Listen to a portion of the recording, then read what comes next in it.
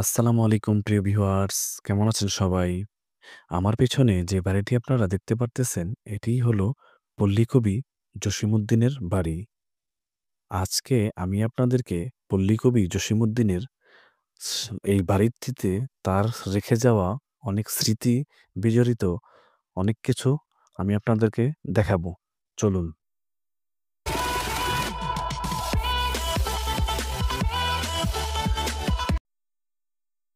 জসীমউদ্দিন ১৯০৩ সালের ১ জানুয়ারি ফরিদপুর জেলার তাম্বুলখানা গ্রামে মাতুলানায় জন্মগ্রহণ করেন।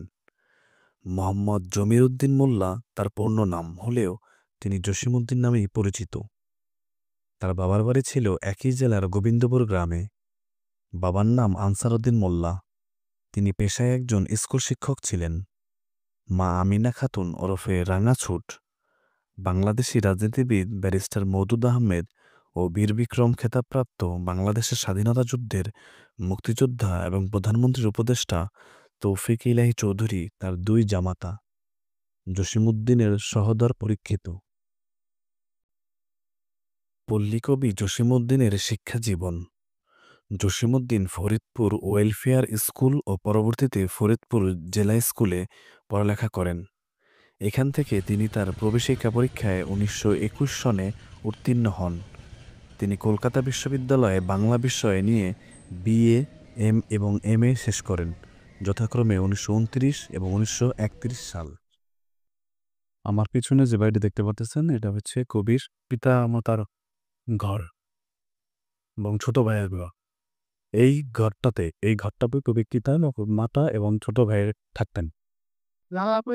পল্লীকবি জসীমউদ্দিনের উল্লেখযোগ্য কাব্যগ্রন্থগুলো হল রাখালি, নকশিকাঁথার মাঠ, বালুচর, ধানক্ষেত, সজনবাদিয়ার ঘাট, হাসু, রূপবতী, মাটির কান্না, এক পয়সার বাঁশি, সখিনা, সুচরিণী, ভয়াবহ সেই দিনগুলো, মা যে জননী কান্দে, হলুদ বরণী ইত্যাদি। তার লেখা নাটকগুলির ভিতরে অন্যতম পদ্মাপার, বেদের মেয়ে, মধুমালা, পল্লীবধূ, গ্রামের মেয়ে, ওগো-পুষ্পধনু ইত্যাদি। তার লেখা উপন্যাসের ভিতরে অন্যতম বোবা কাহিনী। পল্লীকবি জসীমউদ্দিনের ঘর, কবির ঘর এটা। কবির আসলে এই ঘরে কবির অনেক স্মৃতি বিজড়িত অনেক কিছু রয়েছে।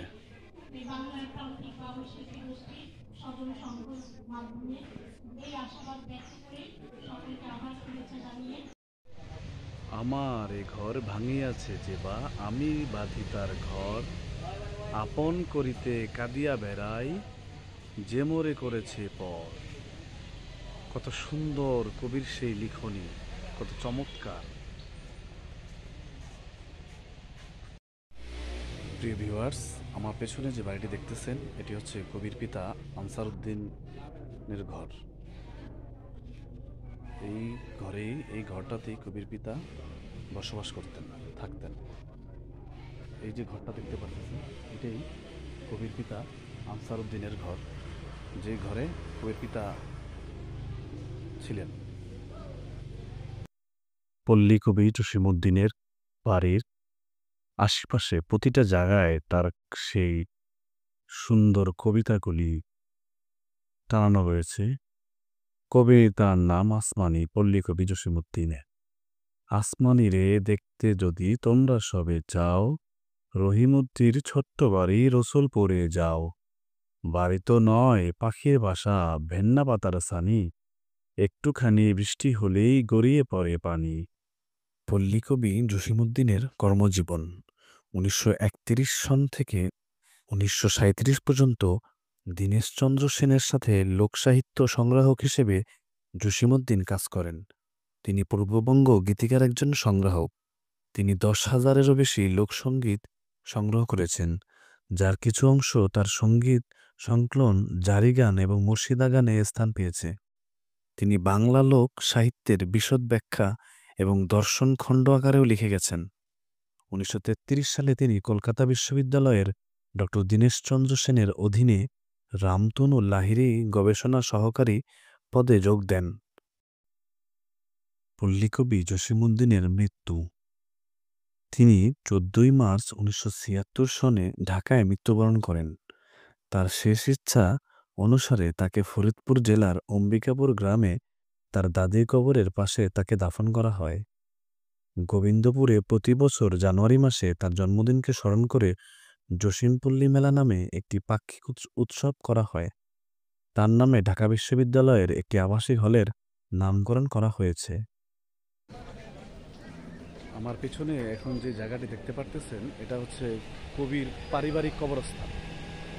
এখানেই শুয়ে রয়েছে পল্লী কবি জসিমউদ্দিন।